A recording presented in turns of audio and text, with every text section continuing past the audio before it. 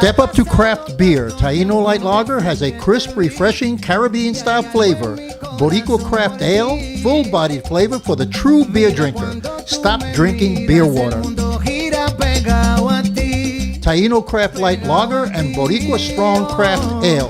Feel the rhythm and come up to craft beer.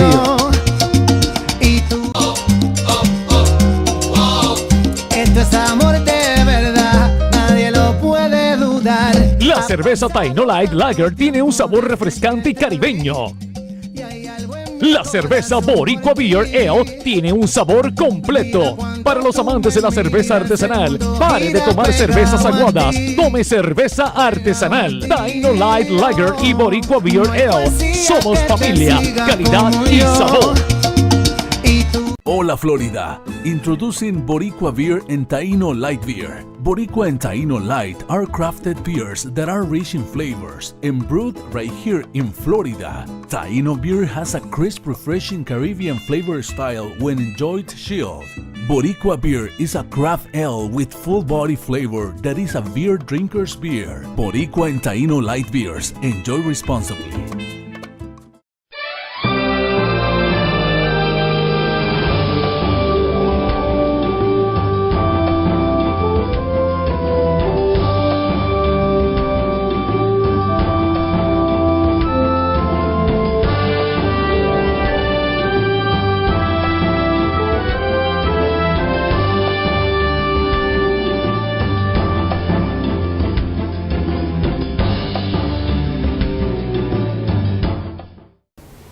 Good evening and welcome back to another edition of Hispanic Speak Out TV, where we bring you the most important issues that matter to your community. I am your host, Sandra Rivera, and this evening I have the distinct pleasure of speaking with Congressman Darren Soto of the 9th District, right? Thank you for joining us this evening. My pleasure, Sandra. It's been a busy week for you, as I understand it. Certainly.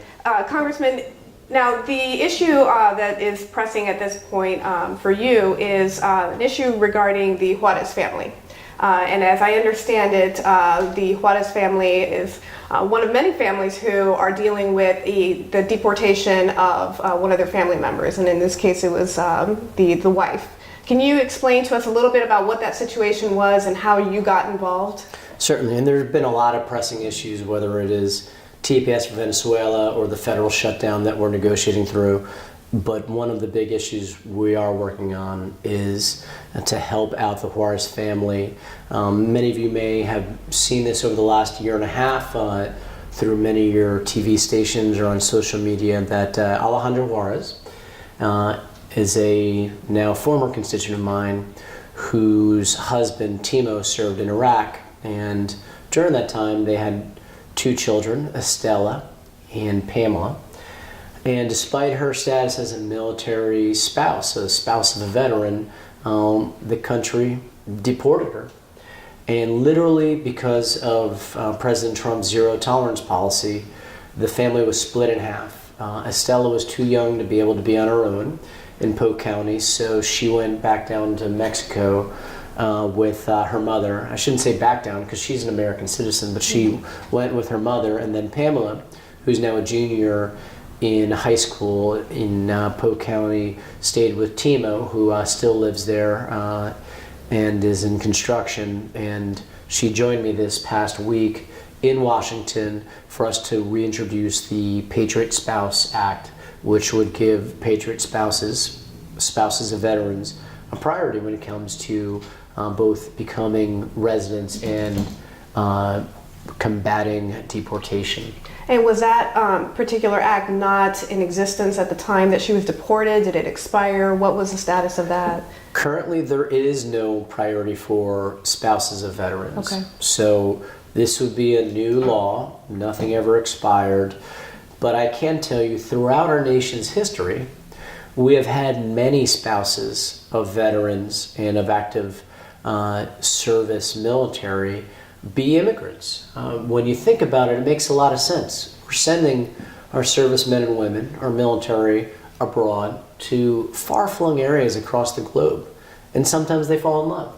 And so it's not unusual for them to, whether it was in World War II in Germany or in Japan, or whether it was in Korea or Vietnam, or some of these other areas like the Middle East, for servicemen and women to fall in love and to get married. And so this is a pretty common thing, and we need to recognize that these spouses play a huge role. While Timo was away as a Marine defending our country in Iraq, she was raising their 2 daughters. And you would think after that, the very country that Timo went to defend would not deport his wife afterwards. And so this is obviously not only a local issue because it's a local family in our district, but it's gained national attention.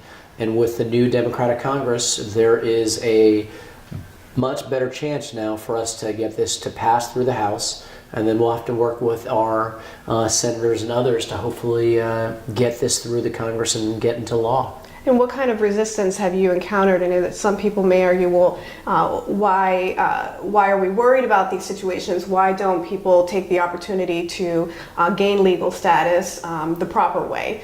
What kind of resistance have you encountered from people on the opposite side of that view? So we've had some bipartisan support of this, but certain folks who are just hardliners on immigration in general may not be supportive. But these are folks who and families who've in many instances paid heavy sacrifices to defend our freedom. And so there's no question in my mind, under my values, that they should get a priority. And understanding that until recently, when the institution of the zero tolerance policy by the Trump administration, there was an unsaid rule of not deporting military spouses and working with them to get them residency or citizenship. But now, or they would just defer the deportation over and over and over, but rarely would we see military veterans or their spouses deported up until recently. So there really hadn't been as much of a need, but now with the zero tolerance policy, we need to enshrine this into law, and I feel very confident about our ability to get this through the House. And we have had some positive statements from some of our senators, and even President Trump has shown a love for the military, so I'm hopeful this is one of the areas where we can all agree on. Sure. Now, that is an issue that affects families on an individual basis, but we have an even bigger immigration crisis going on right now with the border wall and the consequence of the government shutdown. Have there been any recent developments as of late in the last 24 hours with regard to the government shutdown and how that's affecting the funding for any wall? Yes, so President Trump has finally agreed with us to reopen the government in a temporary fashion until February 15th. And we're very excited about that. I just met with air traffic controllers right before this interview. They just missed their second paycheck. Mm-hmm. We've seen delays at airports. We could have seen people without getting their food assistance benefits this month and families go hungry. We could have seen our tax refunds be delayed and all sorts of effects that would really hurt people. So I'm glad it's going to be reopened. Certainly there'll be a bigger offer from the House and Senate as far as border security. Barriers may be there, but it won't be a big cement wall. There wasn't even support for that in a unified Republican government, and now there's a Democratic majority in the House. So I think you'll see an up in border security. And the reason is pretty simple. The wall is an antiquated, not even 20th century technology. Heck, with the Great Wall of China, they just bribed a few guards and took over China. It hasn't worked. Where we get most of the drugs, unfortunately, coming through to the United States is through the ports of entry, which is why us not having our Customs and Border Patrol and Coast Guard being paid right now is kind of ironic when we're fighting up for border security. And then most of the folks who stay here unlawfully are overstaying their visas. Mm-hmm. It's not this trickle of folks that seem to get overly highlighted who are seeking refuge here in the United States that is the big problem. We have tens of thousands of people who overstay visas. If we have 10 to 15,000 refugees coming in this year through that manner that you see so much press focusing on, that would be a lot. And It's, by the way, not unlawful to come to the United States to seek political asylum. You're, in fact, coming here legally when you're doing that. So we know we want more technology on the border. We could seize additional fencing and of course, more Customs and Border Patrol. But we want to beef up our ports of entry, more Coast Guard. And, of course, we are going to be demanding to have DACA or a full DREAM Act be included in this, potentially residency for temporary protective status, and also looking at DAPA, which would help protect families of Dreamers. So there's a lot of moving parts in this, and we'll see how it works. So President Trump has said that it is a temporary reopening of the government, and if both sides can't come to a better resolution, that there is a risk of a second shutdown. What do you see as the likelihood of that happening, or are you pretty confident that both sides will be able to reach an agreement that's agreeable to both? So we Democrats are ready to deal, but I could tell you it is highly unlikely the president is going to get a wall.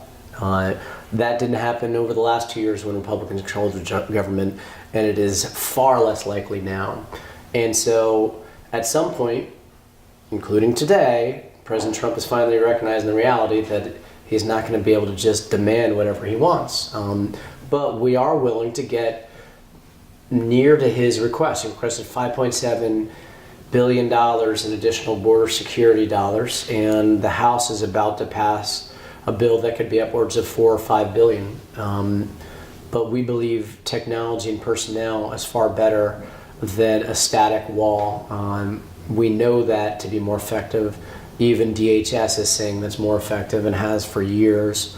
So it's about having proper technology and proper personnel rather than some wall that could be tunneled under, ridden over, and the real threat to our country is in the ports of entry, where we have most of the drugs and most folks coming in unlawfully.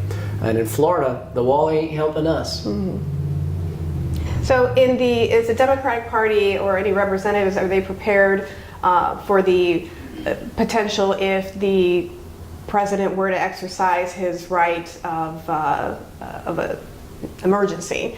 I know that there's been talk about that, the fears, the litigation that would put the country in.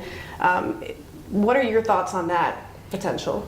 There is no emergency, and it would be a joke that would be tied up in litigation for years and would basically be a white flag of surrender by the president if he tried to do that, because we're not facing massive invasions of folks at the border. I know that there's a attempt to try to highlight a few thousand people coming to seek refuge, who are predominantly women and children. The real crisis is that we have continually manufactured shutdowns. So, but the courts would ultimately decide that, and it would take months to years to decide. But there's a balance of checks and balances in the federal government. And we in the Congress, we appropriate and we write the laws, and the president is to execute according to those things. And so we would see what the courts decide ultimately about that. Right. Now, there's been a practice in the past, and I know it applies, if I recall correctly, to Ms. Juarez, where individuals who cross over are made to sign documents, and oftentimes, or I would imagine the majority of the time, it's just in English, and many of these people do not speak English, where they're basically agreeing to return to their country, and if they re-enter, there are severe consequences to that. Is that still being practiced? Is that still being done with people who are found at the border? Yes, and that's the main bar of why Alejandra was not able to stay. My bill would allow judges discretion under the totality of the circumstances to determine whether or not that would be an absolute bar going forward.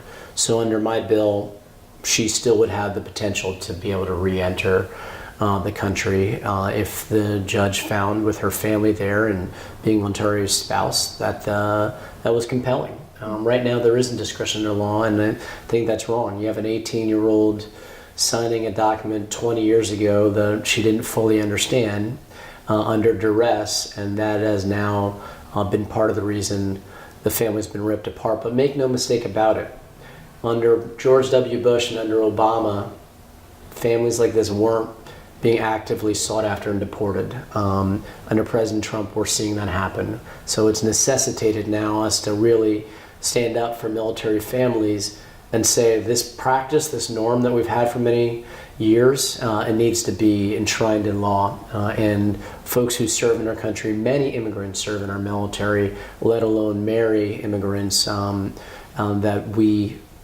there are priorities that we will enshrine into law to help protect them. Well, there's still more that we want to talk about. We're going to take a short break. Please stay tuned for the second half of Hispanic Speak Out. La cerveza Taino Light Lager tiene un sabor refrescante y caribeño. La cerveza Boricua Beer Ale tiene un sabor completo. Para los amantes de la cerveza artesanal, pare de tomar cervezas aguadas, tome cerveza artesanal. Taino Light Lager y Boricua Beer Ale. Somos familia, calidad y sabor. Esto es amor de verdad, nadie lo puede dudar. Step up to craft beer. Taino Light Lager has a crisp, refreshing Caribbean-style flavor. Boricua Craft Ale, full-bodied flavor for the true beer drinker. Stop drinking beer water. Taino Craft Light Lager and Boricua Strong Craft Ale. Feel the rhythm and come up to craft beer. I am for the child who's had 7 addresses in a single year because she's in foster care, because her father abused her, and her mother couldn't believe her. She is the child I am for. I am a volunteer child advocate. I am you. Florida residents call toll-free 866-341-1425. Welcome back to our second half of Hispanic Speak Out TV. We are talking with Congressman Darren Soto of the 9th District in Florida. And before the break, we were talking a little bit about the immigration issue facing the country and many of the citizens of this country as well.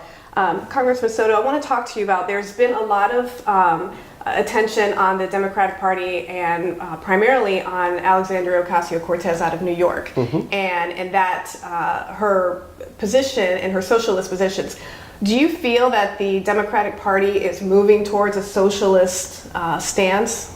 So I'm a proud capitalist, and other than one or two members who proclaim themselves as democratic socialists, out of the whole Congress, the rest of the Democrats are very much on capitalists. But there can be no doubt there are social programs in our capitalist society that have benefited many, like Social Security, Medicare, and Medicaid. And we as Democrats are committed to that social safety net. We have folks paying into those systems. In either party, you're going to have voices that reflect maybe their districts, but not the overall caucuses, and there is a real temptation and desire for those voices to be the ones most highlighted. But I'll give you a perfect example. I filed the TPS Venezuela bill to allow Venezuelans to be able to escape from socialist Venezuela from the murderous Maduro administration, because I don't believe socialism works and they are dying over there. So you have a Democrat in the House leading on the charge against this sort of government in South America. And so a lot of people pick up on that, but I think at the end of the day, there are a lot of millennials who feel disenchanted with the current system because they grew up in a family where their parents lost their jobs, their houses, their cars, everything during the Great Recession. And government was the cause of that failure by letting mortgages go amok and Wall Street go amok. So I know where a lot of our millennials are coming from. Government helped destroy their parents' lives. And so they are skeptical. And it's important for us to understand that. And a healthy bit of skepticism is a good thing. But I would say, other than one or two members, the vast majority of members are not only true capitalists, but are committed to the social programs that are the very foundation of our government: Social Security, Medicare, Medicaid, SNAP, so that every American who pays into the system and who works their whole lives, if they happen to come on hard times, that they paid in and they should have those benefits there for them, while still making sure that this is a country where if you work hard and you play by the rules, you could do anything. Now, you mentioned your involvement with Venezuela and that regime there, and I understand that it's on the brink, if not already, in revolt against the current regime. Can you talk a little bit about what the status is there now? I know we see, oftentimes we get little snippets of information about what's happening and how bad it is, but you, with firsthand knowledge of what exactly is going on there and educating our community and the viewers as to what you've seen there, what's going on. Sure. Well, Venezuela used to be one of the richest countries in the world. It's endowed with incredible resources. And then we saw it take a turn towards socialism with Hugo Chavez being elected, and the state took over major successful private businesses and started cracking down on the freedom of press and the right to vote, and really engaged in corruption and cronyism. And that was doubled down on by now the illegitimate president, Nicolas Maduro. He and that regime has been murdering people, dissidents disappearing, press no longer can speak up, and over 3 million people have fled Venezuela. The United States has stepped up to do several things. One, we have sanctions on those associated with Maduro and his regime.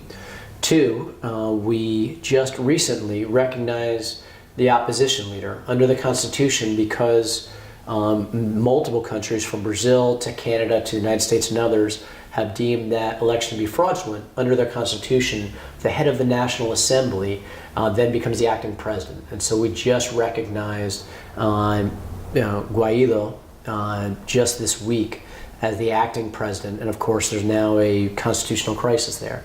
And our bill fits in consistency with that, with over 233,000 Venezuelans arriving here in Florida and over 1 million estimated across the nation, that we're here to help. Thank you for speaking with us and for educating our viewers on some of those very important issues. Thank you for joining us for another edition of Hispanic Speak Out. Join us next week, where we will bring you some more important issues that matter to you. I'm your host, Sandra Rivera. Have a good night.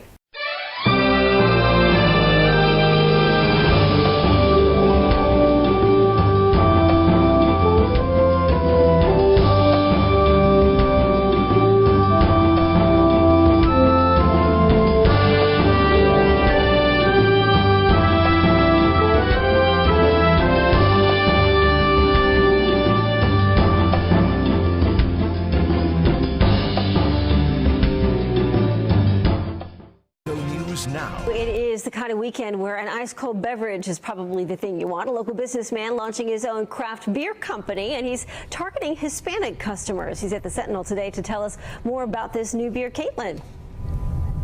Yeah, so actually you took the words out of my mouth, Andre. I was thinking whether a nice weekend means maybe a nice cold brewski. And I actually have Kyle Arnold, who's our restaurant and retail reporter in-house. And Kyle, you know, craft beer is a trend, but it seems that we have one local brewer taking it to sort of the next step. And let's talk about Boricua craft beer and Taino beer, which is like sort of its lighter sister beer. So talk to me about those two products. Yeah, exactly. It was a beer that was launched here a couple months ago by a local company at Altamont Springs.